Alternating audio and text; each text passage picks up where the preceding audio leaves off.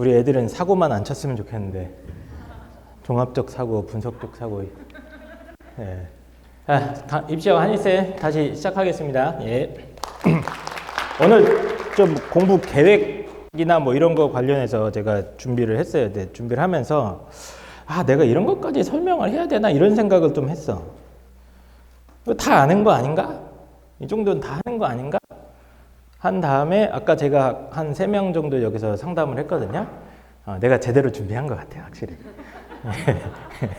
다 모르는 것 같아요, 아무리 생각해도. 제가 상담할 때마다 깜짝깜짝 놀라거든요. 애들이 이것도 몰라? 막 이러면서.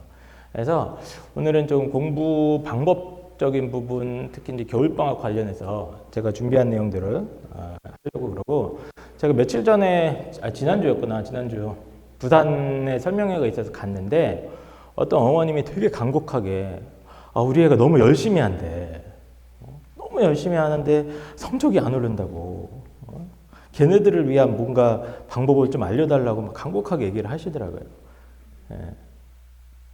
그래서 두 가지거든. 어머니 진짜로 열심히 하는 거 맞아요? 요 가능성이 있고. 근데 실제로 공부 방법적으로 문제가 있는 경우도 저는 굉장히 많이 봤습니다. 상담을 하면서.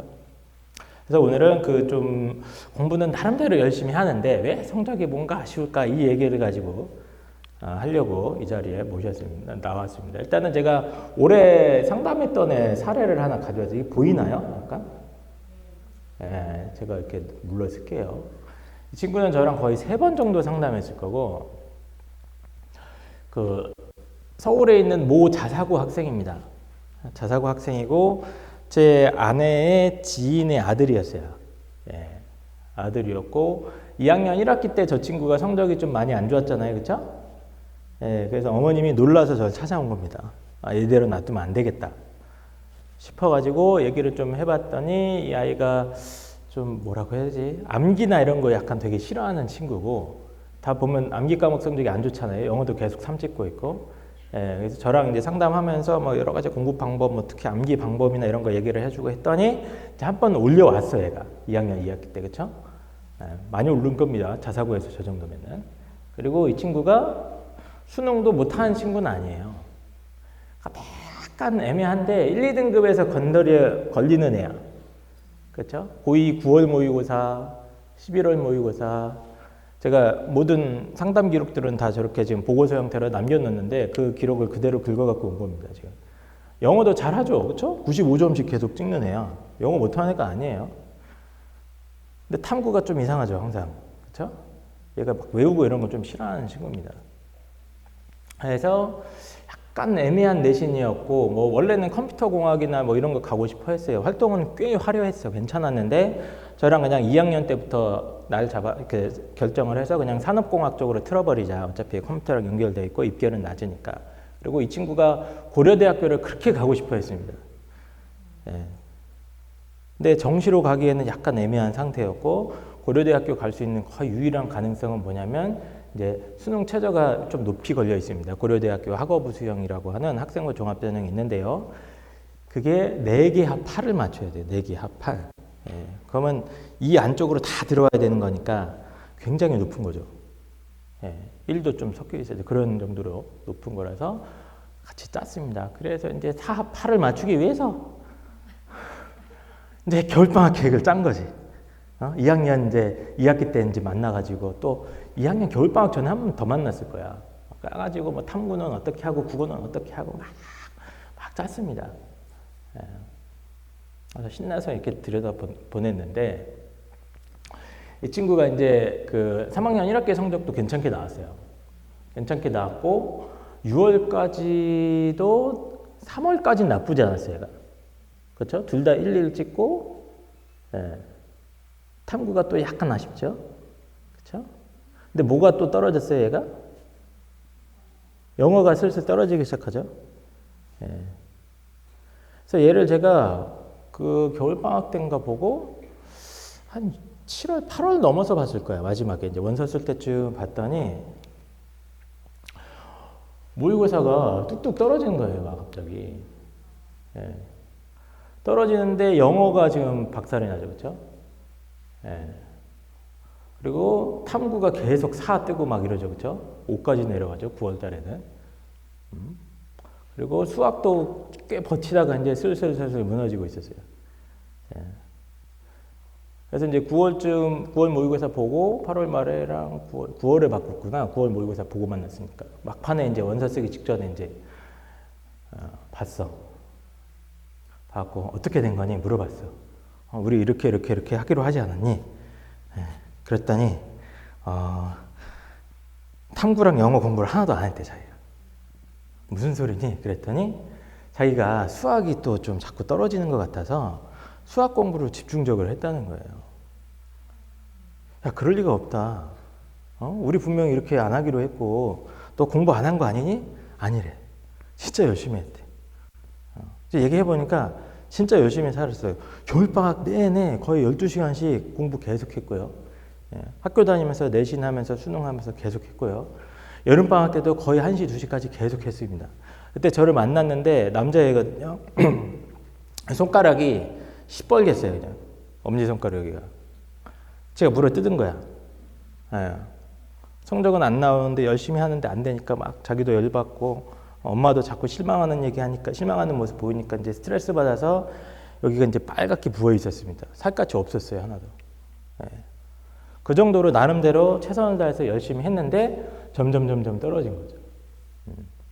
그래서 탐구는 학기 중 3월부터 시작해서 아예 시작도 안 했고 겨울방학 때까지만 하고 거의 안 한 거래. 안 했고 야 그럼 여름방학에도 했어야 되는 거 아니니? 그랬더니 안 했대 또. 왜? 수학 잡으려고 그랬대 자기는. 그리고 영어는 거의 안 했습니다. 거의. 왜? 자기 영어 1등급이었거든. 95점씩 계속 찍다가 한 6개월, 7개월, 8개월 쉬니까 이제 점점 내려가서 하는 거예요. 그래서 이 친구가 학생부는 꽤 괜찮았거든요. 제가 요즘 최근에는 학생부 A 평가 잘 안 주는데 이 친구는 학생부 A 평가도 제가 주고 해서 꽤 한번 고대까지 한번 가보자고 했었는데 어떻게 됐겠습니까 이거? 예, 1단계는 붙었어요, 진짜로. 근데 최저 못 맞췄어 또. 예. 그래서 이제 면접자는 가지도 못하고 그 밑에 라인에서 지금 면접 준비하고 있었습니다. 그래서 제가 매년 이런 사례들을 보는데 애들이 이제 웬만큼 고2, 고3 올라가면 아예 정줄 놓은 애들 아닌 이상 다 열심히 합니다. 예. 우리 애들이 종합적 사고, 분석적 사고는 좀 떨어지지만 그래도 이제 사고는 하기 시작하거든요. 그쯤 되면은. 예. 그래서 이제 슬슬 하면서 이제 겨울방학쯤 되면 옆집 누구도 가고 옆에 친구도 윈터스쿨 가고 하니까 이제 분위기 때문에 다 뭔가 하기 시작한다고. 그래서 가서 또 뭐 8시부터 12시까지 하고 또 뭐 1시까지 하고 대부분 아이들이 요즘은 많이 열심히 하더라고요. 하는데 제가 요즘 너무 답답한 게 너무 막 하는 거야, 그냥. 분명히 해야 될 것들이 있고 우선순위가 있고 거기에 맞춰서 시간 배분을 조금만 하면 되는데 진짜 조금만 하면 되는데 영어 많이 하라는 것도 아니야 나 진짜. 근데 보고서 보니까 30분 써있더만. 30분만 하라고 그랬거든. 너 영어 잘하니까 30분만 해도 된다. 그냥 안 해버리더라고. 대부분의 아이들이 이런 거를 제가 한두 번 본 게 아닙니다. 꽤 나름대로 열심히 했는데 내신은 어쨌든 올라가는데 한계가 있잖아요. 그렇잖아요. 그럼 또 수능 여러 가지 병행하다가 보면 뭔가 한계에 부딪혀서 수능 최저 결국에 못 맞추고 주저앉는 그런 모습들을 제가 하루 이틀 보는 게 아닙니다. 그래서 제가 요즘 굉장히 좀 이번에 수능 저렇게 나오고 나서 굉장히 사실 좀 다운됐어요. 어떤 면에서 다운됐냐면 수시가 올해 학생부 종합전형 경쟁률이 엄청 치솟았단 말이에요. 막 30%에서 많이 올라간 데가 50% 가까이 치솟았고 막 성균관대, 중앙대 이런 데도 역사상 처음으로 전체 경쟁률이 거의 20대를 넘어가고 막 이런 식으로 어마어마하게 좀 높아졌습니다. 높아졌고 경쟁률이 높아졌고 최근 이제 수시의 전반적인 흐름은 수시에서 내가 갈 수 있는 대학을 아니죠. 내가 가고 싶은 대학이죠. 내가 가고 싶은 대학을 지나가는 아이들이 한 학교에 어느 정도 될 것 같아요. 수시로 우리 아이가 고등학교 진학해서 어느 정도를 수시로 가고 싶은 대학을 갈까? 제 계산으로는 20%에서 30%가 안 될 겁니다. 내신 1등급 때 몇 명이랑 2등급 초반 정도 몇 명 빼고는 사실 자기 가고 싶은 대학은 못 간다고 보셔야 되고 걔네들도 박 터지는 경쟁을 해야 돼요. 그래서 정시가 갑자기 확 늘어나고 학생부 종합전형 인원이 확 줄어들고 요즘 학생부가 다 그냥 비슷비슷합니다. 제가 방송에도 여러 번 말씀드렸지만 거의 큰 차이가 안 나고 동아리 활동도 거의 다 비슷비슷 이런 상황이기 때문에 세특만 보면 다 서울대예요 요즘은 그냥. 그 정도로 모든 학교들이 다 비슷비슷하게 쓰다가 보니까 사실상 내신의 그 근소한 차이나 뭐 이런 거 가지고 이제 왔다 갔다 하다가 보니까 학생부 종합전형에서 역전 사례도 요즘은 거의 뭐 없어요 그냥. 뭐 내신 낮은 애가 들어갔다 이런 얘기도 이제 소문도 잘 안 들리고 그런 정도의 상태입니다. 정시는 지금 제가 짜증나는 게 올해 갑자기 스타일을 확 바꿔버렸어요. 특히 국어는. 이게 어떻게 대처하는지 모르겠어요. 난 솔직한 말로 그냥 애들한테 포기하라고 할까 이런 생각도 하고 있어요. 이제.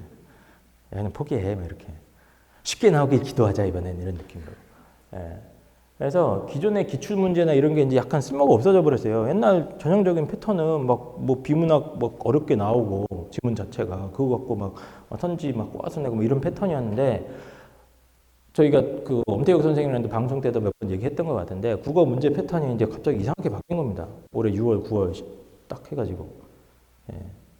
그러니까 수능에서 믿을 구석이 이제 하나 더 없어진 거고 영어는 왜 이렇게 어렵게 내는 거예요, 자꾸. 올해 진짜 줄초상 치른 겁니다, 지금. 애들 수능 최저 어마어마하게 못 맞췄어요. 영어가 너무 어렵게 나오니까. 그렇게 그 정권에 거역하고 싶었나? 그래서 지금 최근 입시 환경이 너무 암울한 거예요, 지금. 수시에서 빈틈이 안 보여요, 솔직히 말씀드리면 저도. 4, 5년 전에는 입시 막 컨설팅하고 막 수시 지원 전략 상담할 때 재밌었어. 막 여기 경쟁률 이거 빈 거 같은데, 여기 빈틈인 것 같은데, 비인기 전공 돌려놓고, 옛날엔 자기소개서 이런 거 있었잖아요. 그럼 막 이제 기가 막힌 아이디어로, 야, 이 과로 내가 돌릴 수 있게 논리를 만들어줄게 해서 탁 타고 작전 쓰고 이런 맛이 있었는데, 요즘은 빈틈이 안 보여요, 진짜. 학생부 종합전형은 특히나. 다 힘들고, 다 전쟁터고 헬게이트야, 지금. 비인기 전공도 쉽지 않습니다, 요즘은. 다 돌려서 들어오기 때문에, 이제. 그렇다고 정시로 갈 거야? 연수생한테 당연히 지금 상대도 안 되는데. 그래서 앞으로 내가 입시 지도를 어떻게 해야 되는지에 대해서 근심, 걱정이 지금도 굉장히 많아요.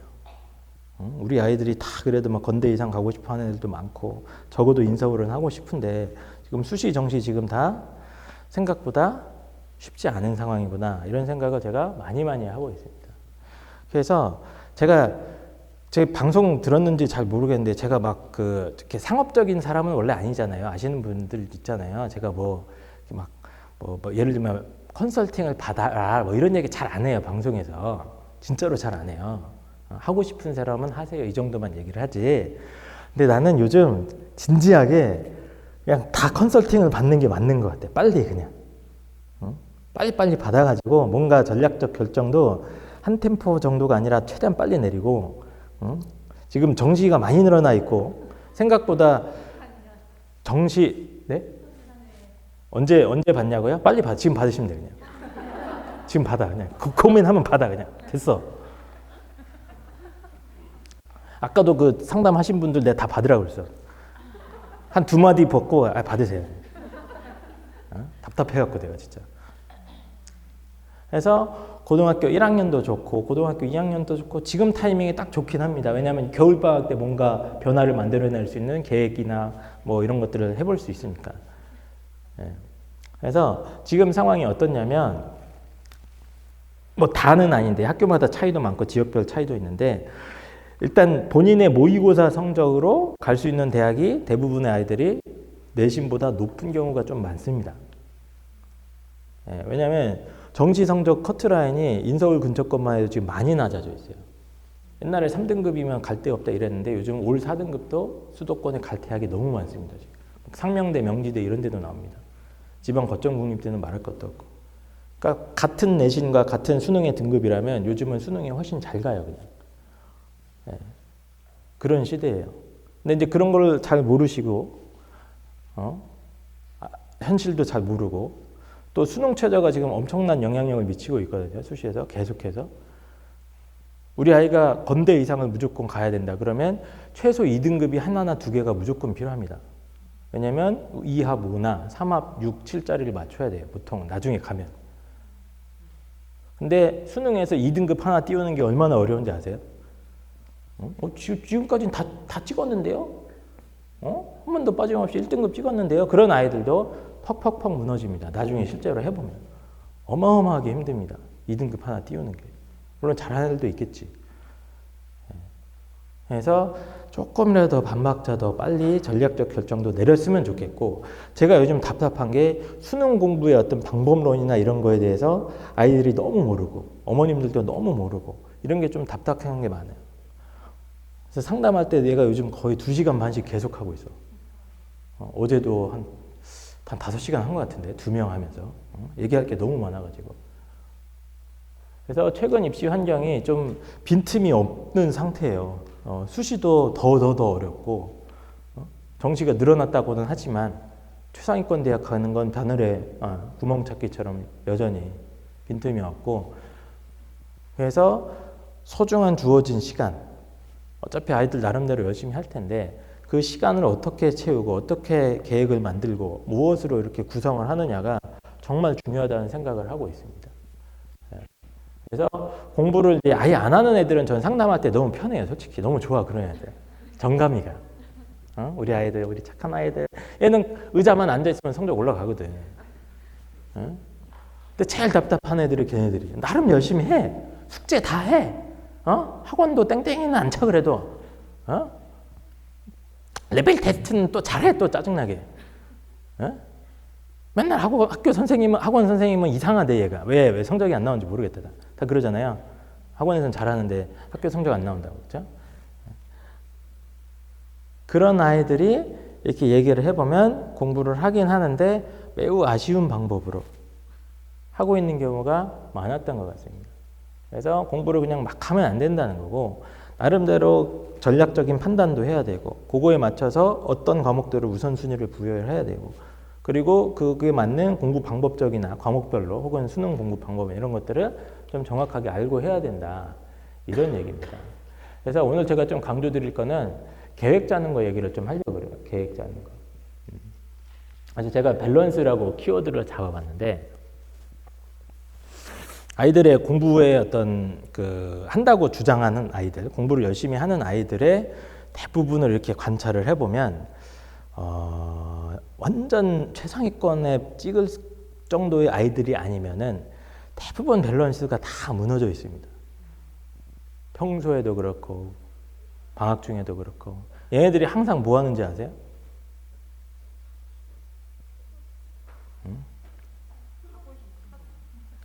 하고 싶은 거 공부하죠, 그렇죠? 예. 하고 싶은 공부도 하면서 제가 이렇게 관찰해 보면 수학이 제일 많아, 그냥. 수학은 학원 계속 다니잖아. 주 2회, 3회 있고 뭐 중요하다고 하고 뭐 자연계는 수학 망하면 안 되는 거고 또 문과도 수학 떨어지면 안 되고 하니까 수학은 다 해. 수학 안 하는 한 명도 없어, 전 세계에. 아니구나. 우리나라에 없다고 보시면 돼요. 거의 공부를 좀 하겠다고 마음 먹은 아이들 중에. 예. 그런데 꼭 그놈들이 하는 말이 수학을 먼저 잡고 싶대. 수학을 먼저 잡고 하겠대. 근데 문제는 뭐예요? 안 잡혀. 수학이 잡히면 내가 딴 거 하려고 그랬거든? 근데 안 잡히는 거예요, 자꾸. 근데 제가 컨설팅을 하면서 오랫동안 하면서 느끼는 건데, 수학 내신은요, 거의 고등학교 입학하는 순간 결정이 되는 것 같아요. 무슨 소리입니까? 지금부터 해서 올리면 되지. 한 4, 5등급에서 조금 올라가는 건 가능한데 1, 2등급 구간은 지금 대한민국의 어떤 고등학교를 가도 다 꽉꽉 차 있습니다. 예. 하도 중학교 때부터 수학 선행 돌리고 이런 아이들이 전국적으로 따져보면 또 많아요. 아주 깡촌이나 이런 지역 빼고는. 그래서 아무리 내신 따기 쉬운 학교라고 룰루랄라 딱 갔는데 거기 또 비슷한 애들이 있어. 그럼 걔들 한 10명 차면 5명, 10명이면 1등급, 2등급 금방 차버린다고, 걔네들로. 그럼 아무리 발버둥 치고 해도 3등급 이상 올라가기 어려운 경우가 대부분입니다. 근데 수학 공부를 포기하라는 게 아니고 다른 것도 조금만 밸런스 있게 조금만 시간 투자를 하면 다 잘 나올 수 있는 과목이 되게 많거든. 예를 들면 우리 애가 통합사회를 수학처럼 공부한다고 생각을 해봐. 어떨 것 같아, 걔가? 1등급 나올까 안 나올까? 나옵니다, 그건 진짜. 주 3회 통합사회 학원 다니면서 계속 그거 못 찍을까? 찍겠다, 웬만하면. 그런데 대부분 아이들이 수학이라든가 아까 말씀하신 대로 자기가 좋아하는 과목이나 이런 게 꽂혀가지고 밸런스 있게 공부를 안 해요. 그러니까 대부분 그냥 아시잖아요. 계획이 없죠, 그냥 다. 그렇죠? 계획이 없어.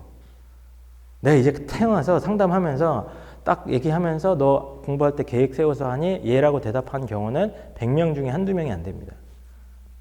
그냥 일단 학원 다니니까 학원에서 짜준 대로 숙제해가고 영어 가서 조금 문제 풀고 단어 외우는 신용 좀 하고 그냥 수학 문제만 맨날 풀고 있는 거예요. 그냥 아무 생각 없이. 그래서 그런 식으로 공부하게 되면 분명히 밸런스가 무너지고 특히 수학은 가성비가 너무 안 좋아요. 공부하지 말라는 게 아니라 거기에 막 하루에 10시간, 12시간 때려박아 봤자 안 올라가. 특히 내신은 잘 안 올라가는 것 같아요. 올라갈 수도 있는데 전 거의 보질 않았습니다. 한 5등급쯤 애들이 올라갈 수 있어요. 3 정도까지는. 그 정도야. 근데 3, 4 찍는 애가 1, 2로 올라가는 경우는 사실은 그렇게 많지는 않은 것 같습니다. 그래서 한 과목, 두 과목, 좋아하는 과목, 수학만 올인하고 있으면 절대로 안 되는 거고요. 공부의 되게 중요한 원칙은 전체적인 밸런스를 잡는 겁니다. 특히 이번 겨울방학 때 물어보세요, 아이들한테. 이번 겨울방학 때 뭐 할 거니? 뭐 할 것 같아, 걔네들이? 또 수학부터 잡는다 그래요. 수원수투 선행하고요. 수상화 뭐 해야 되고 또 뭐 미적 해야 되고 수학 얘기만 한단 말이에요. 그러면 가면 갈수록 아주 안타까운 상황에 처하게 됩니다. 그래서 되게 중요한 것 중에 하나는 전반적인 우선순위를 좀 고민을 하면서 해야 돼요. 우선순위. 그래서 제가 몇 개 그냥 예시로 몇 개 한번 생각을 한번 해봤어요. 이건 뭐 다 해당하는 건 아니고 예비 고3을 기준으로 해서 지금 예비 고3 같은 경우에는 전략적 판단의 포인트는 뭐냐면 우리 아이가 그냥 2학년 2학기까지 성적으로 만족하고 이걸로 마무리를 할 것이냐. 사실 3학년 성적은 의미가 없어요. 안 올라가요, 거의. 예. 안 올라가기 때문에 2학년 성적 딱 나왔으면 사실 끝난 거야, 이제. 기말고사 좀 있으면 보잖아요, 지금. 그럼 이제 수시로 갈 수 있는 대학 딱 정해져 있어요. 더 이상 안 올라가, 그냥. 미친 척하고 써볼 수 있는데 다 우주 성향이고 잘 안 돼요, 요즘 진짜. 예. 그럼 그거 갖고 나는 그냥 수시에서 올인해서 승부를 볼 것이냐. 아니다, 어머니. 제가 이 정도 대학은 다 도전을 해보고 싶습니다. 제가 1학년 때는 수학 1등급도 찍은 적이 있습니다. 그래서 수시를 포기하는 건 아닌데 정시까지 내가 도전할 각오로 한번 끝까지 밀어붙일 것인가를 결정을 해야 됩니다. 걔네들. 실제로 제가 요즘 상담을 해보면 2학년 2학기 때쯤 애들 보면 정시로 가는 게 더 잘 가는 애들이 훨씬 많아요. 그냥 비율적으로. 한 70%는 되는 것 같아요. 다만 정시로 가는 게 힘들지, 어렵고 고통의 총량으로 치면 저는 한 3배에서 4배는 된다고 봅니다. 수시로 가는 것보다. 그러니까 이제 아이들이 망설이기도 하고 또 항상 불안하죠. 정시 가서 망하면 어떡하나. 그런 것 때문에 안 하는 경우도 있는데 그걸 하는 건 그냥 의지 문제입니다. 내가 끝까지 그냥 정시로 한번 인생을 승부를 걸어보겠어. 아니야, 난 그냥 여기서 마무리하겠어. 판정을 해야 되고 여기에 따라서 우선순위가 사실 엄청나게 많이 차이가 나요. 그래서 정시까지 가야 되는 아이들은 당연히 수학은 항상 1순위인 건 맞습니다. 제가 수학을 하지 말라는 게 아니에요. 오늘 얘기 또 듣고 야, 너 어차피 성적 안 올라간대. 이러시면 절대 안 됩니다. 그런 얘기 해주지 마세요. 엄마는 알고는 있어야 돼. 어차피 안 올라가겠구나 이러면서 이제 마음의 준비를 하고 계시면 되는 거예요. 그래서 수능까지 가야 되는 아들은 당연히 수능 수학의 제일 지금 많은 파트가 어디예요? 수원 수투잖아요, 그렇죠? 수능 수학의 수원 수투 파트를 완전 그냥 총정리를 돌려야 됩니다. 그러면서 미적이든 확통이든 당연히 이제 선택 과목이 있을 테니 그것도 최소 기본 개념까지는 당연히 돌아야 될 거고요. 국어는 얘네들은 탐구도 마찬가지고 수능 전문 선생님들의 어떤 기본 커리큘럼이라는 게 있습니다. 그래서 수능 공부 어떻게 하냐고 이제 저한테 많이 물어보시는데 이것만 기억하시면 돼요. 수능 공부는 공략집이 다 나와 있는 시험이에요. 그래서 그 공략집을 쭉 읽어보면 시험 범위가 예를 들어서 수능 1페이지부터 100페이지가 있으면 자, 1페이지, 2페이지, 3페이지는 중요하지 않아. 왜? 3년 동안 나온 적이 없어. 적당히 공부하시고 4번, 5번은 좀 열심히 해야 돼. 왜? 3년 동안 계속 나오고 있고 5번, 6번은 이번에 6월 모의고사 이렇게 나왔고 9월은 이렇게 나왔으니까 우리가 비슷한 문제 만들어서 연습하게 해줄게 라고 심지어 적중도 시킵니다. 탐구 같은 경우는. 그게 뭐예요? 1차 강사들이 만든 그 교재들이에요. 강의랑 커리큘럼. 그래서 이 공략집, 수능 기본 커리큘럼을 갖다가 핵심은 이것만 기억하시면 돼요. 계속 돌리는 겁니다. 계속 그냥. 한 번 보고 끝 이게 아니에요. 계속 돌리는 거예요. 이 짓을 누가 하는 거예요? N수생들이 이 짓을 하는 거예요. 걔네들이 머리가 좋아서 수능을 잘 보는 게 아닙니다. N수생들이 머리가 좋았으면 재수했겠어 걔네가? 작년에 갔지? 근데 걔네들이 할 게 없으니까 그냥 계속 돌리는 거야. 계속 돌리면 어떤 경지에 이르게 되냐면 수능 문제가 다 어려운 게 아니거든요. 수능 문제의 실제로 70에서 80%는 그냥 난이도로 치면 중하위권입니다. 그냥. 그럼 이 공략집에서 계속 보면 이 중하위권 난이도의 문제들을 되게 빠르고 정확하게 빠바바바박 맞출 수가 있어요. 그냥. 그러니까 이제 안정성이 생기는 거야. 첫째. 둘째는 시간이 단축됩니다. 그 과정에서. 그럼 남들이 15분 걸리고 얘는 12분 걸리고 10분 걸리고 그럼 거기서 3분, 5분이 세이브가 되니까 그거 갖고 뭐 하는 거야, 걔네들은. 고난도 문제 한 문제 더 묻히는 거야. 그게 수능 고득점 전략입니다. 어렵지 않아요. 그래서 수능을 잘하는 방법은 뭐냐면 저 공략집을 갖다가 최대한 빨리 많이 여러 번 보면 되는 겁니다. 그죠? 빨리 엄태혁 선생님 강사를 만나서 제가 시키는 대로 하는 거예요. 뭐 분석적인지 잘 모르겠지만 제가 시키는 거 계속 빨리빨리 하면 돼 그냥. 탐구도 마찬가지고. 근데 모르죠 아이들은.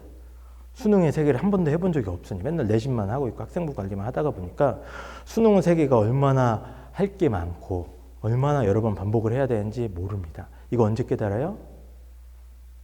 재수하면서. 재수하면서 아 내가 잘못했구나. 그리고 이제 3수쯤 하면 이제 그 깊이를 알게 됩니다. 그래. 근데 이제 의대도 갈 수 있을 것 같아. 막 이렇게 됩니다. 그래서 탐구나 국어는 정시까지 도전하는 친구들은 사실 늦은 거예요. 솔직히 말씀드리면 그냥 애들이 있으니까 얘기하면 안 되는데. 솔직히 말씀드리면 지금 국어나 이런 거 시작했으면 사실 늦었다고 봅니다. 저는. 11월 모의고사 이상 잘 안 올라갈 거예요. 왜냐하면 지금부터는 다 열심히 하기 때문에 같이 원점수가 올라가거든요. 등급이 올라가는 게 아니라 쉽지가 않아요. 원래는 일찍 시작했어야 돼요. 더. 그리고 얘들은 영어는 상당히 후순위입니다. 왜냐하면 정시는 영어 절대평가이기 때문에 일정 등급만 맞으면 2등급만 맞아도 사실 감점폭이 크지 않아요. 연대나 몇 개 빼고는. 그러니까 영어는 거의 1시간 이내로 뭐 단어 암기하거나 해석하는 중심으로 해주시되 대신 이걸 갖다가 밸런스 있게 배치를 해야 되는 거고. 자, 이제 예비 고3인데 엄마 나 그냥 정시까지는 좀 무리인 것 같아. 이런 아이들 있죠. 그럼 일단 수시에서 마무리하는데 또 수시에서 수능 최저가 필요하거든. 그래서 그 상황에 따라서 애들은 우선순위가 당연히 수학인데 미적 확통에 완전 올인하는 겁니다. 애들.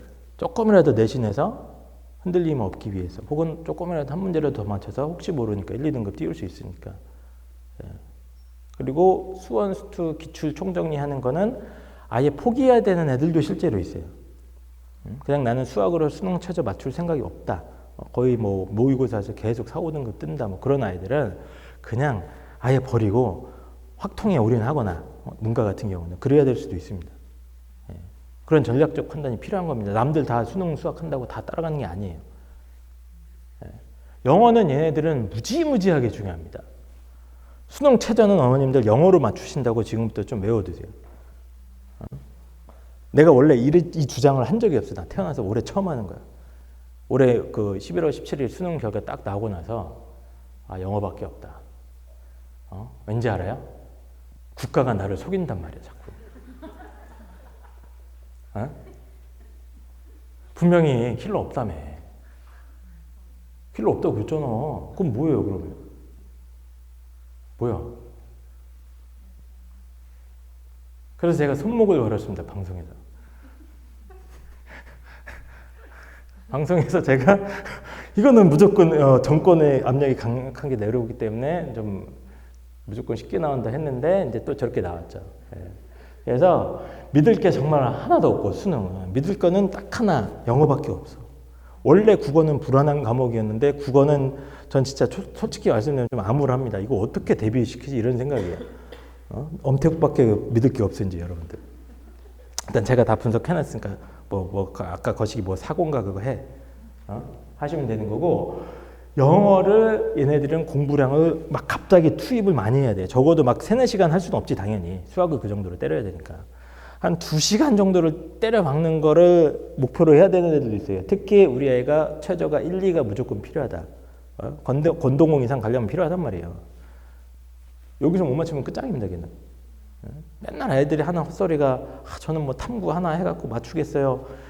말도 안 되는 소리입니다. 탐구가 수능 최저 맞추기 제일 힘듭니다, 나중에 가면. 그거 1, 2등급 띄우는 거 진짜 힘들어요, 그냥. 국영수 다 111 찍는 애들이 항상 현역들이 나중에 뭘로 무너지냐면 탐구에서 날아가요. 탐구가 3, 4가 뜨거나 뭐 1인데 하나가 4 뜨거나 이래요. N수생한테 게임이 안 된다고. 걔네들 맨날 돌리니까. 그래서 영어의 비중을 이 친구들은 굉장히 많이 늘려야 될 것이고 매일 1-2시간 정도는 단어 암기 해석 훈련하면서 얘네들은 또 내신이 중요하니까 내신이 중요한 아이들은 고2 겨울방학 때쯤에서 EBS 연계 계절을 자주 활용을 해줄 텐데 저게 다 내신 과목이기 때문에 내신 선행도 할 겸해서 저 교재를 많이 써주셔야 돼요. 아이들은 국어는 좀 선택의 기로가 있을 수가 있어요. 국어가 계속 4, 5등급이면 사실 저걸로 수능 최저를 맞춘다는 게 지금 타이밍에서는 실제로 좀 어렵을 수도 있습니다.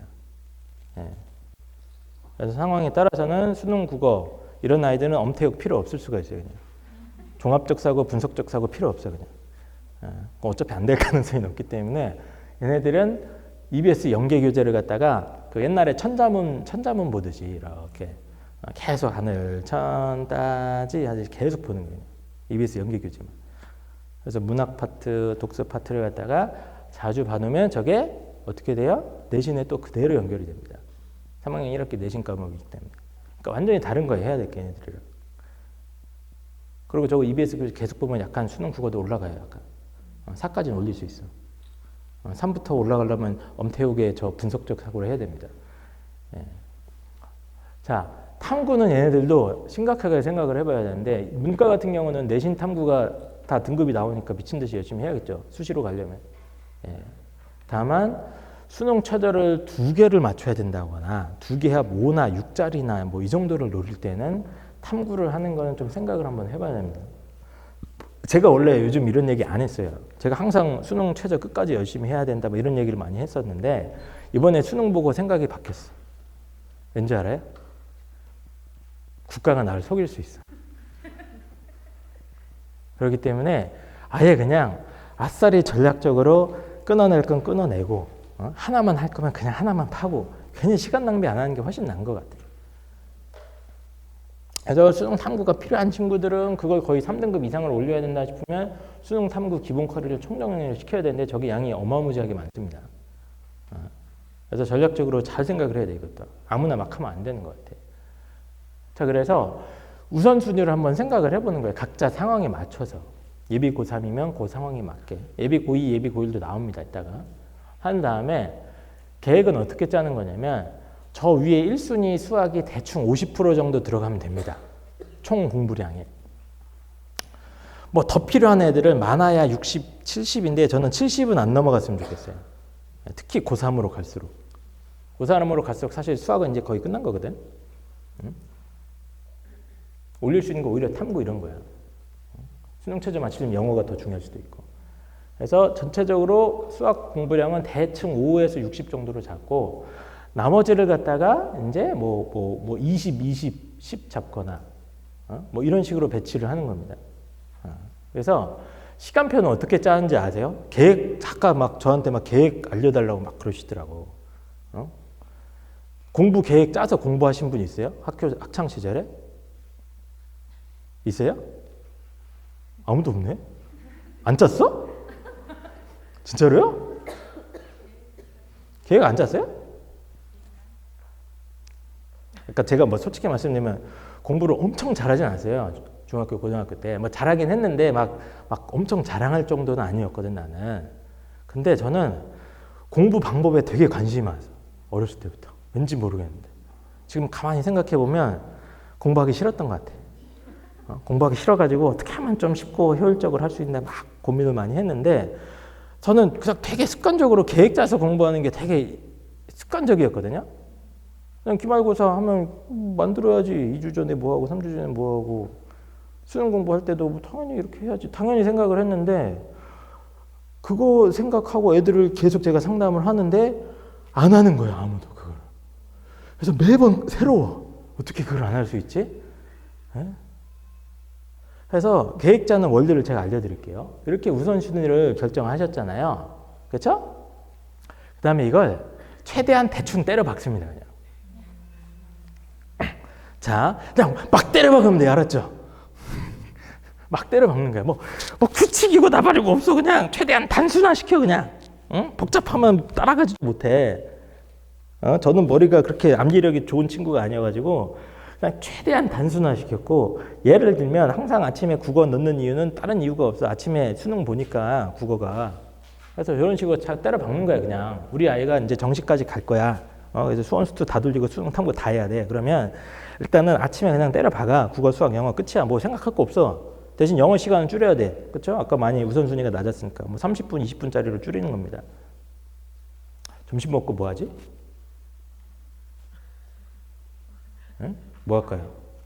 잔다. 나가주시기 바랍니다. 잠도 자고요. 대충 때려봐 그냥. 탐구 때려놓고 아침에 수원 달렸으니까 오후엔 수투 달리고 수학 공부 시간 뭐 저것도 막 갖고 내가 봤을 때 모자랄 것 같거든. 수원 수투 1시간 맞고 아마 숙제가 안 끝날 수도 있어요. 겨울방학 때 한창 달리다 보면 수학도 좀 보충하는 시간 때려 박는 거야. 그래서 과목은 자주 바꾸는 게 더 좋다고 합니다. 실제로 연구 결과들이 있습니다. 어떤 어머님들은 야, 너 왜 이렇게 과목을 자주 바꿔? 한 번 진득하게 한 3시간 달려야지. 이렇게 생각하시는데 오히려 그러면 집중력이 떨어진다는 연구 결과들이 있어요. 그래서 바꿔주는 게 좋고 아이들마다 집중의 한계가 있습니다. 어떤 애들은 솔직히 30분 해도 떨어지는 애들이 있어. 좀 산만하고 약간 좀 그런 어떤 아이들은 30분만 공부해도 이제 집중력이 떨어졌고 막 이러거든요. 그런 애들은 그냥 30분에서 계속 끊어주고 계속 바꾸는 게 차라리 나을 수가 있어요. 저도 고3 때 한창 공부할 때 50분 잘 안 넘겼어요. 저도 좀 짧거든요. 그래서 이런 식으로 그냥 대충 받고 다 저녁 때는 뭐 할 거야? 이제 학원 가는 시간들 피해가지고 이제 미적을 때려 넣어 그냥 됐어 끝. 하루에 수능 국어 한 번 하긴 좀 그렇잖아. 그러니까 국어를 좀 저녁 시간에 좀 때려 받고 영어 이런 건 좀 저는 공부 안 될 때 주로 배치를 했습니다. 약간 졸리거나 배고프거나 밥 먹었거나 이런 식으로 해서 30분만 딱 영어 단어 암기하고 해석 연습하고 끝이에요. 그냥. 그 다음에 이 친구는 가정을 한 거예요. 국어는 좀 괜찮다고 판단이 되면 탐구 시간을 조금 더 넣는 겁니다. 근데 탐구를 하루에 2시간씩 하긴 어려우니 하루는 생명 한 번 더 넣고 하루는 지구 한 번 더 넣고 또 하루는 생명 더 넣고 또 지구 더 넣고 이런 식으로.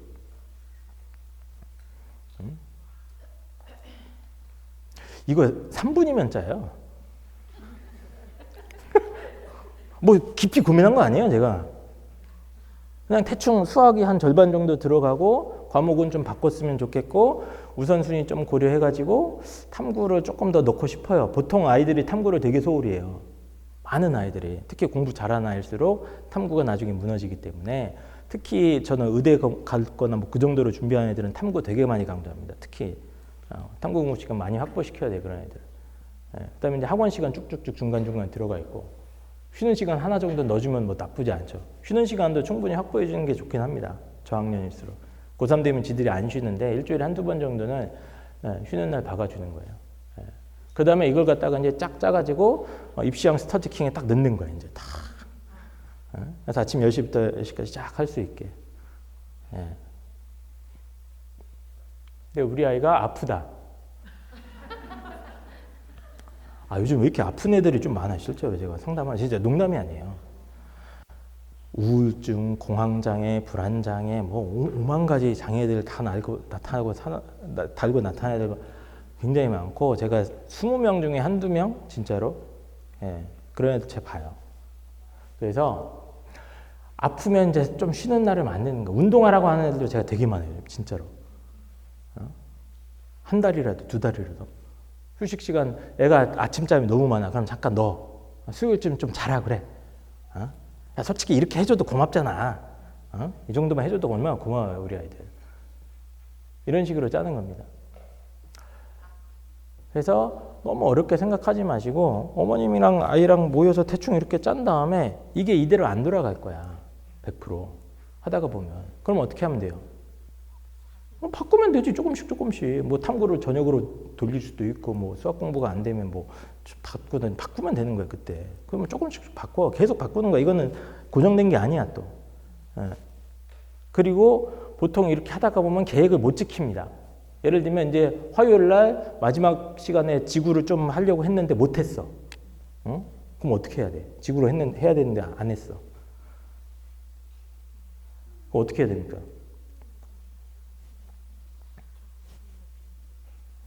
여기 이제 저 빛날 한 달. 절대 우리는 보강 같은 거 하지 않습니다. 그렇죠? 보강하려고 생각하면 그 부담감 때문에 계획을 안 지키기 시작해야 돼. 무너진다고. 그냥 못 지킨 건 됐어. 끝이야. 지나다. 됐어. 저거 뭐 수능 치고 언제 또 껴넣어. 지금 딴 날 다 빡빡 차 있는데. 불가능하고 그냥 그 다음날 거 지키면 되는 거예요. 그냥. 목표는. 어차피 지구 한 번 더 있잖아. 이때 좀 더 열심히 하던가 그럼. 보강 이런 거 시키지 마세요. 제발. 그것 때문에 애들이 부담돼서 계획 안 세우고 안 지키는 거예요.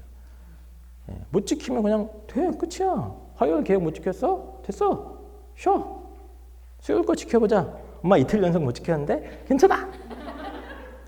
보강 같은 거 하지 마. 맛있는 거 먹고 내일 가자. 이렇게. 그래서 계획 자체를 너무 부담스럽게 생각하고 이걸 꼭 지켜야 된다고 생각하고 그러니까 자꾸 하기도 싫어지고 그래서 제가 항상 얘기하는 거예요. 계획은 제발 좀 대충 짜라 그냥. 대충 짜고 대충 이렇게 과목만 대충 때려 박아. 그 다음에 한번 돌려보다 보면 이게 문제점이 생길 거야. 그럼 바꾸는 거예요. 세부 조정을 하는 거예요. 이제 순서를 바꾸든 뭐 양을 바꾸든 이런 식으로. 그렇게 본인만의 스케줄을 만들어 나가는 겁니다. 그리고 혹시 나중에 이제 뭐 학기 중에 수능 공부를 해야 되는 경우가 좀 있는데 아까 제가 사례로 보내준 애들 있잖아요. 저런 애들 엄청 많거든요. 국어 수학만 하고 막 하여튼 영어랑 탐구가 다 무너져 나중에. 고3 되면 수험생들이 한 3분의 1에서 4분, 절반 40% 정도는 무너질 거예요. 그래서 이런 것도 그냥 간단한 규칙만 만들면 됩니다. 어렵지 않아요. 그냥 인강 보는 날만 만들어놔도 돼. 요일 하나 정해. 수요일은 뭐 국어 인강을 본다. 내가 국어가 좀 전략 과목이 약해. 이틀 본다. 금요일마다 생명지구 인강을 그냥 한 편씩 본다. 끝이야. 근데 못 지킬 수도 있지. 그럼 어떻게 해? 보강하지 마세요 그냥. 그러니까 넘어가고 다음 주에 지키려고 노력하는 거야. 그래야지 끊이지 않고 이어지는 거예요. 그래서 항상 계획은 최대한 심플하게, 최대한 대충 뭐 페이지 수 정하고 막 이런 애들도 있어요. 그건 걔네들이만 하는 거야. 그게 가능한 애들이 있어요. 제2형 얘네들은 페이지 수 다 적고 막 오늘 뭐 이렇게 해야지 막 이렇게 하는 애들도 있는데 대부분 그게 안 됩니다. 스트레스 받고 그렇게 시키면.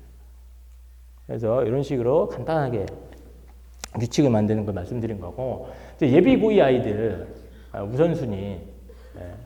그래서 우리 아이가 조금 공부하고 정말 상위권 최소 건대 이상 욕심이 있고 뭐 의대도 생각이 있고 뭐 정시까지 생각이 있으면 지금 빨리 그냥 정시 준비를 합니다. 제가 한 2년 전까지는 이 얘기를 안 했는데 한 2년 전부터 제가 상담하는 모든 아이들은 빨리빨리 정시 대비를 시키고 있습니다. 본격적인 정시 대비입니다. 그냥 고등학교 3학년이 듣는 수업을 들으면 됩니다. 고3이 듣는 특히 국어랑 탐구입니다. 핵심은. 그래서 수학은 그냥 다 열심히 하는 거야. 수원수투하고 뭐 여유가 되면 미적분 기초 살짝 나가주던가 뭐 그런 식으로 하는데 핵심은 국어랑 탐구 스타트 타이밍이 되게 늦어요. 다. 교육특구의 뭐 몇 개 지역 빼고는 국어 탐구를 일찍 스타트하는 지역 자체가 거의 없어요. 관심도 없어 사실. 그래서 국어를 엄태혁 선생님의 수업이든 뭐 유대종이든 김승리든 하여튼 무엇은 상관이 없어요. 인강도 상관이 없어요. 최대한 끝내놓는 게 목표야. 상위권일수록. 예. 탐구도 마찬가지입니다. 특히 내가 좀 정해놨다. 나 수능 응시할 거. 정해놨으면 더 좋지. 그걸 갖다가 해놓는 거야. 겨울방학 때. 그 다음에 우리 아이가 정말 거의 1등급이 필요하다. 탐구, 하여튼 수능에서 등급 1등급이 필요하면 걔네들은 2학년 때 학기 중에도 제가 아까 말씀드린 거, 요 짓을 해놓습니다. 살살. 수능 올인하라는 게 아니고, 인강만 틀어놓으면 돼. 응? 인강만 틀어놓고, 애가 너무 힘들어하면 어머님이 그 수능 교재를 읽어주세요, 옆에서 이렇게. 잊어버리지 말라고, 이렇게. 진짜 그 정도도 돼. 이게 막 목숨 걸고 정시 준비라는 게 아니에요. 그냥 슬슬 봐가지고 제가 아까 그랬죠. 수능 공부 잘하는 방법은 뭐야? 이 공략집을 계속 보는 겁니다. 계속. 계속. 그래서 1학년 겨울방학 때 쓱 한번 보고 2학년 때 한 번 정도 더 볼 수 있어요. 사실. 빨리빨리 보면. 시험 때는 못 보겠지만 시험 기간 아닐 때 살짝 돌려놓고 이걸 또 어떻게 한다? 2학년 겨울방학 때? 어떻게 해요? 또 하는 거야 이제. 제가 계속 돌리면 된다 그냥. 그럼 걔는 이제 고등학교 3학년 3월 모의고사 볼 때쯤 되면 이제 거의 3번쯤 본 경지가 됩니다. 그럼 살짝 N수생 느낌이 나는 거야 이제 걔는. 예. 그래야지 겨우 경쟁이 될 겁니다. 상위권 도전하는 아이들. 예. 그래서 빨리빨리 좀 시작했으면 좋겠다는 거고 뭐 저 정도까지 아닌 아이들도 당연히 이제 내신 중심으로 한다거나 뭐 한다면 저런 식으로 이제 뭐 선행 계획을 짜가지고 교과서 중심으로 하든 뭐 학원에서 쓰는 문제집 중심으로 하든 상관이 없는데 이런 식으로 이제 짜서 우선순위 배치해서 또 아까처럼 막 짜면 돼요. 대충 배치하면 되는 겁니다. 예비고1 아이들은 영어 타임이 좀 많이 늘었으면 좋겠어요. 지금 영어가 할 시간이 없거든요. 고등학교 올라가면은. 그래서 수학 상이 제일 중요한 건 맞는데 수원, 수투, 미적분 중에 상위권 노리는 아이들 중에 약간 미진한 부분이 있으면 살짝 봐주시기를 권합니다. 엔간하면. 그리고 국어도 할 게 굉장히 많아요. 생각보다. 국어 뭐 해요? 자꾸 물어보시는데 문법 파트랑 문학 개념어 파트 저런 게 시간 싸움이거든요. 빨리 해놓으면 나중에 시간 세이브가 되는 거예요. 나중에 다. 고등학교 진학하면 할 게 너무 많아서 힘든 거예요. 다들. 멀티태스킹 해야 되니까. 그리고 능력 되는 아이들은 엄태욱 인강도 있고요. EBS 윤혜정 선생님 인강도 좋고요. 살살 돌려놓습니다. 수능의 맛을 이렇게 찍먹이라도 해보는 거예요.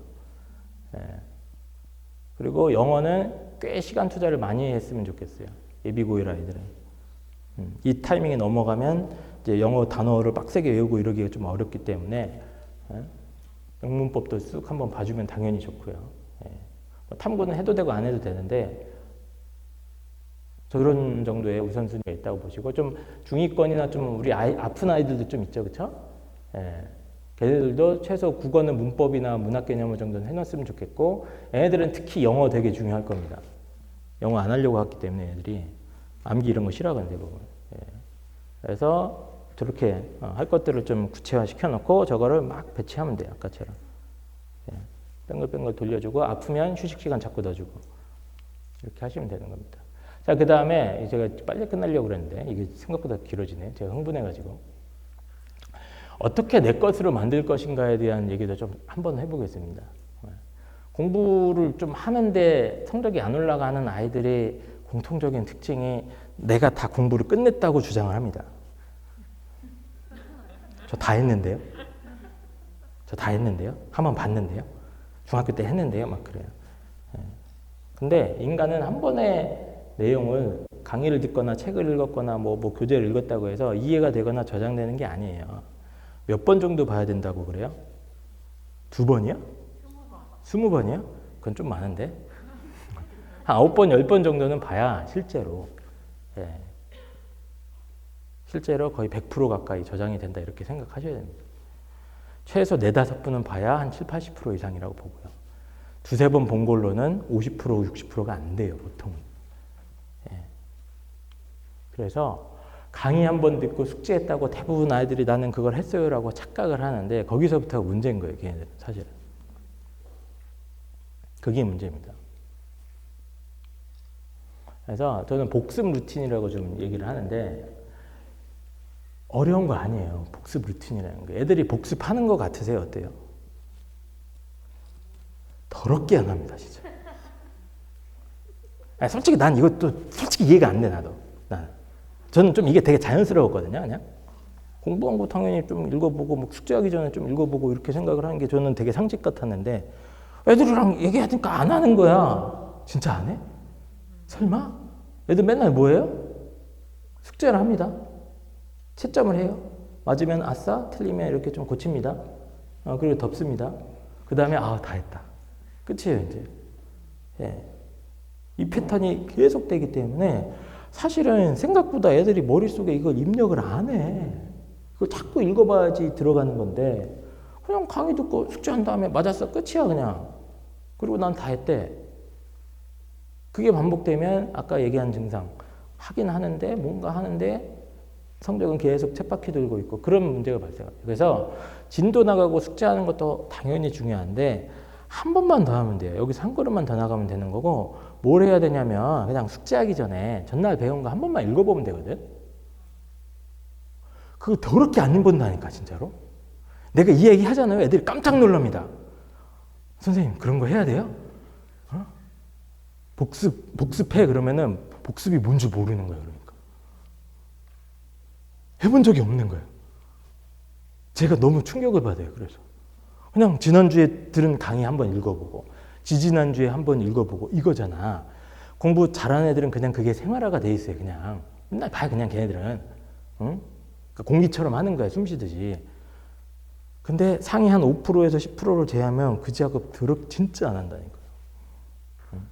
그래서 저는 무조건 복습에 대한 개념도 좀 얘기를 하면서 아예 주 최소 1회 정도는 집중적으로 복습하는 공부 시간을 배치하는 것도 좋다고 봐요.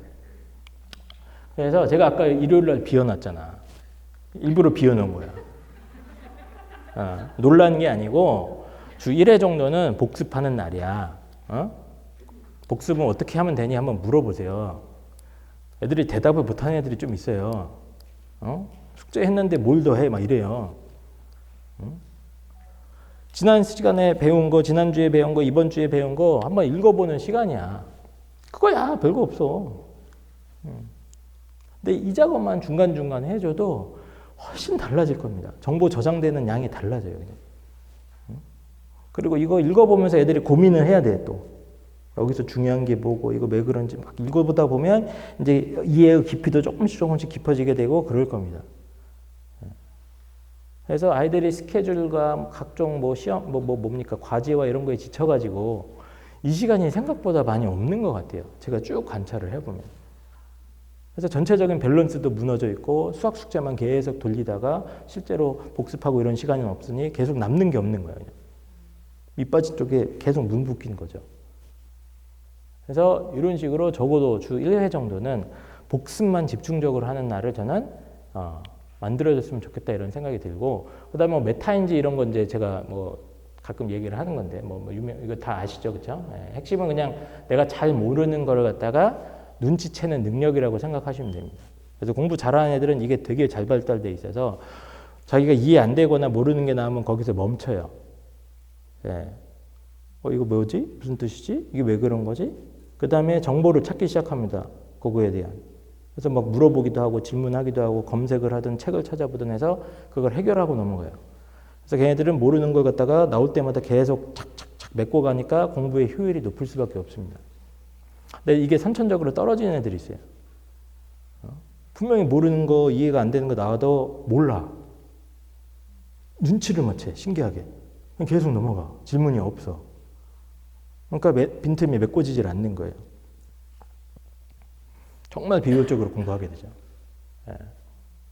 그래서 뭐 요즘 뭐 유튜브나 이런 거 보면 메타인지 엄청나게 얘기 많이 하는데, 제가 권해드리는 메타인지 활성화하는 공부 방법 중에 하나는 그냥 오답 정리입니다.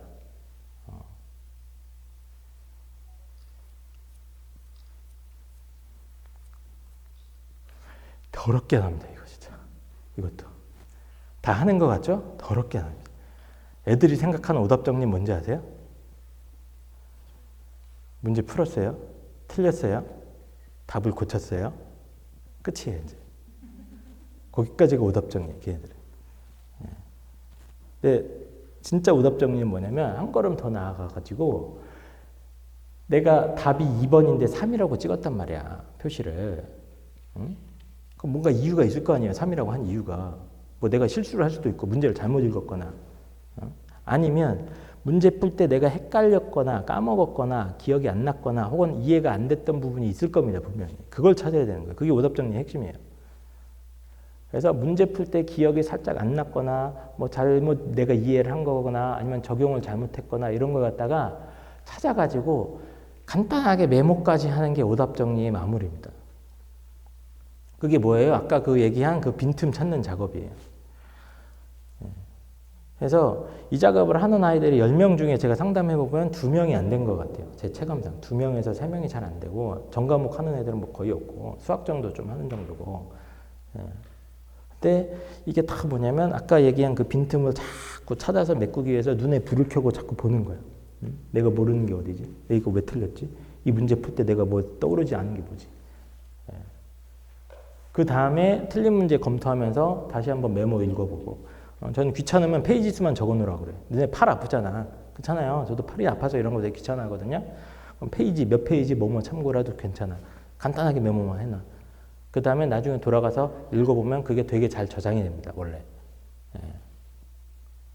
그래서 이거 아이들이 꼭 특히 열심히 공부하는데 시간 대비 성적 안 오른 아이들은 이런 문제점이 대부분 있습니다. 그리고 또 한 가지는 백지암기법 혹은 뭐 선생님이 돼서 남을 가르쳐보기 이런 방법이 있는데 핵심은 이거예요. 내가 일주일 동안 배운 내용 중에 뭔가를 글로 써보든 말로 뭐 얘기를 풀어보든 뭔가 꺼내보는 거야. 인출 연습이라고 합니다. 그러면 내가 막 나름대로 이제 막 봤어. 외우려고 하고 막 반 다음에 그걸 내가 이제 다시 말하려고 하잖아. 이 설명 못 하겠는 부분이 분명히 있어요. 내가 분명히 책으로 보고 강의 들을 때는 이거지 했는데 그거 이제 내가 설명을 하려고 하거나 내가 뭐 뭔가 글로 써보려고 하면 이게 안 될 때가 있습니다. 그게 뭐냐면 또 빈틈인 거예요. 그래서 제가 뭐 저희 엄태욱 선생님도 교육 철학 살짝 전공하셨지만 저도 나름 교육학 베이스가 있는데 내가 내 언어로 어떤 개념이나 주제를 설명할 수 있어야 그걸 이해한 걸로 치는 겁니다. 원래. 그게 되게 중요한 작업이에요. 나만의 언어로 뭔가를 바꿔서 할 수 있어야 돼요. 그게 이해가 된 거예요. 그게 안 되면 이해가 된 게 아니에요. 그러니까 그 연습을 한번 해보는 거예요. 일주일에 한 번 날 잡아서 특히 어릴수록 저는 이건 강력 추천입니다. 공부 잘하는 애들은 뭐 지가 알아서 하게 누구든지 뭐 상관이 없는데 본인이 좀 약한 과목이 있거나 뭐 우리 아이가 좀 공부에 대한 뭐 이게 좀 떨어지거나 이러면은 일주일에 한 번씩 어머님들이 좀 희생을 하셔야 돼 대신.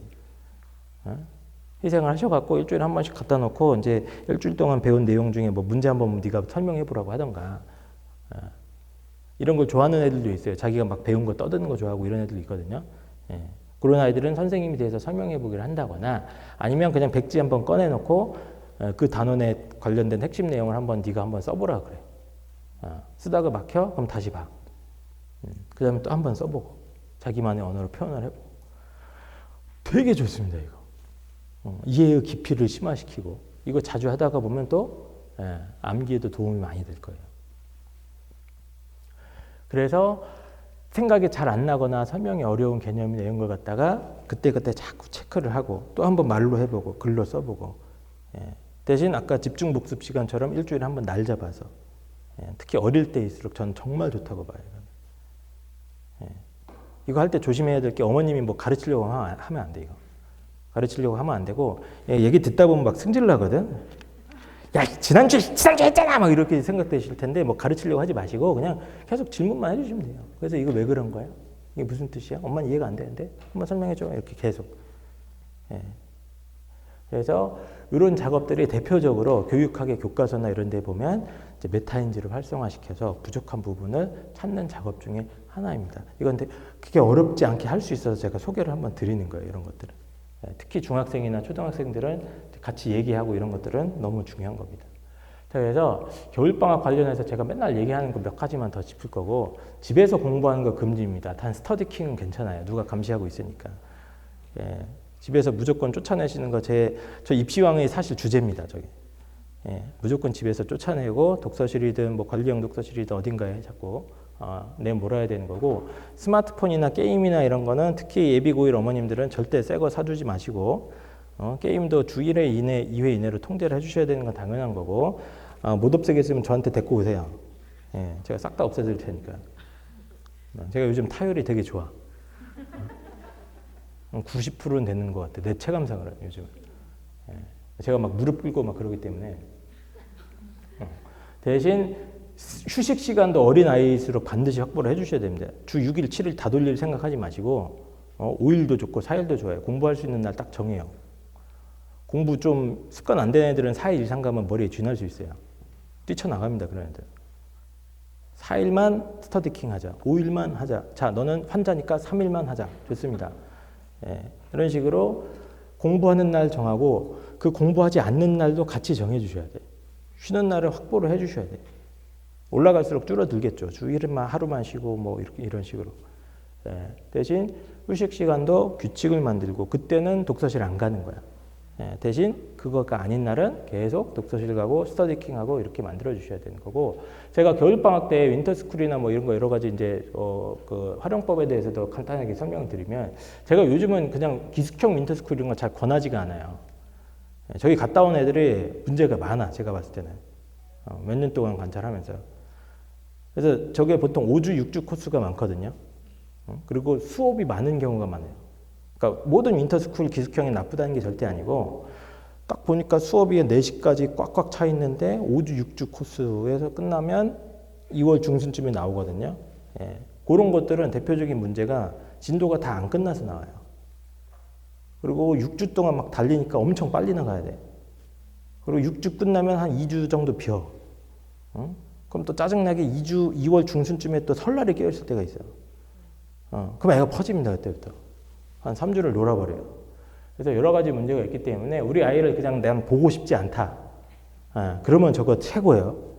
보기 싫으면 그냥 저거 보내시면 되는데, 더 좋은 거 그냥 일반적인 관리만 해주는 독서실이라던가, 그냥 독서실인데 스터디 카페인데 애가 규칙적으로 나가기만 해도 괜찮습니다. 그래서 저희가 자꾸 스터디킹 강조하는 이유가 그 집중 잘 되는 환경이나 이런 것들만 잘 만들어지고 아이들이 거기 가서 존재하는 습관만 만들어지면 사실 공부에 많은 것들이 해결이 돼서 그래요. 자, 그리고 수능은 특히 국어랑 탐구는 내신이랑 수능이 너무 다른 과목입니다. 그래서 저는 수능 국어랑 내신 국어는 거의 물리랑 지구과학 같은 과목이라고 생각하거든요.